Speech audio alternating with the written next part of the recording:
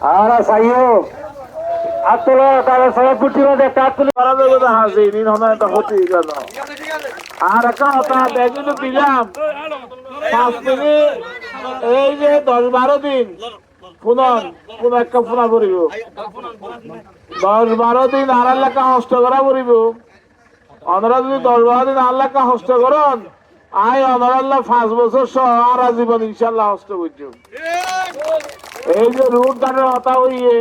নানা সমস্যার হতো ইয়ে ইন সমাধান করি বললো তো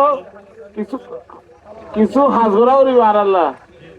আজ যে 5 দিন আর 12-17 দিন আগে আছে কি বুড় আছে এই 17 দিন ওনারা আর আল্লাহ হস্ত করেন দেন না 12 তারিখ দেন না ফজর যায় এদিন হস্ত করি বুট দন ইনশাআল্লাহ ওনারা আর জীবন আল্লাহ হস্ত হইছে কাজল ভাইয়ের দানাশীষ মার্কা প্রচারণা নিয়ে আজকে 26 তারিখ পদযাত্রা আমরা রওনা করছি আমরা অনেক জায়গায় ক্যাম্পেইন করছি 9 নম্বর ওয়ার্ড 8 নম্বর ওয়ার্ড 7 নম্বর ওয়ার্ড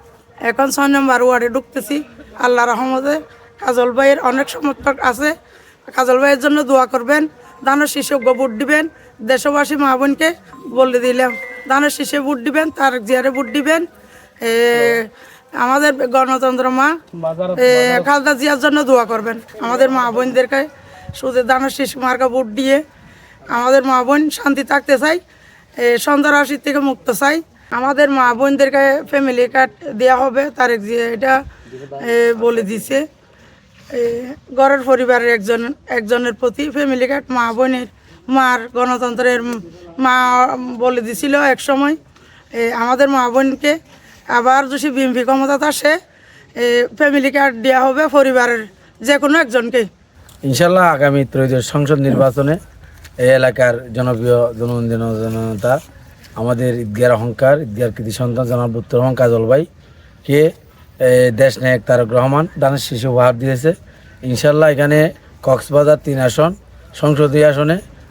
মাটি দানের শীষের ঘাটি অতীত পূর্বের রেকর্ডে এখানে বারবার 91 থেকে দানের শীষ বিজয় হয়েছে এবারও আমরা আশা করি বিপুল ভোটে ঈদগার মানুষ যেদিকে যায় কক্সবাজারের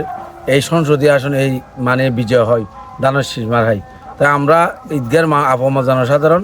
অবশ্যই আগামী 12 তারিখ দানের শীষে ভোট দেবো এবং যদি কাজল ভাই দানের শীষে নির্বাচিত হয় দানের শীষে ভোট পেয়ে যদি এমপি নির্বাচিত হয় এবং পার্লামেন্টে যায় ইনশাআল্লাহ ঈদগার নতুন উপজেলায় অবকাঠামো এবং ঈদগার কে পূর্ণাঙ্গ উপজেলা রূপান্তর করা থানাকে পূর্ণাঙ্গ থানাতে রূপান্তরিত করা এবং বিভিন্ন ধরনের রাস্তাঘাট ফায়ার সার্ভিস আছে ঈদগাহ মানুষের গণদাবি ফায়ার সার্ভিস এবং একটি সরকারি কলেজ সরকারি প্রাইভেট স্কুল এবং বিভিন্ন ধরনের রাস্তাঘাট এবং আর এই আমাদের এই এলাকা হচ্ছে লবণ শিল্প এলাকা এবং লবণের ন্যায্য মূল্য কৃষকের দাবি লবণ চাষিদের দাবি তাদের ন্যায্য মূল্য যাতে পায় বিদেশ থেকে লবণ আমদানি না করে এবং তাদের কৃষকেরা তাদের লবণের ন্যায্য মূল্য পায়।